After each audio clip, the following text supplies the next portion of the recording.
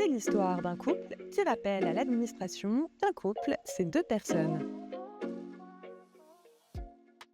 Suite à un contrôle fiscal portant sur une déclaration commune d'impôt sur le revenu qu'il a déposée, un couple se voit notifier un redressement fiscal.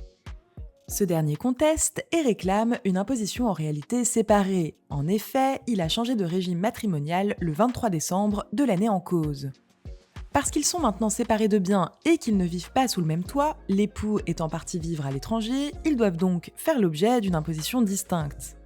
Sauf que l'administration constate qu'ils ont des enfants encore mineurs et rappelle que l'acte notarié de changement de régime matrimonial doit, en raison de la présence d'enfants mineurs, être, dans ce cas, soumis à l'homologation du tribunal. Une homologation qui n'est intervenue qu'au mois de novembre de l'année suivante. Ce que confirme le juge, pour qui les époux qui ont déposé une déclaration de revenus commune pour l'année litigieuse ne peuvent demander, au titre de cette année, une imposition séparée.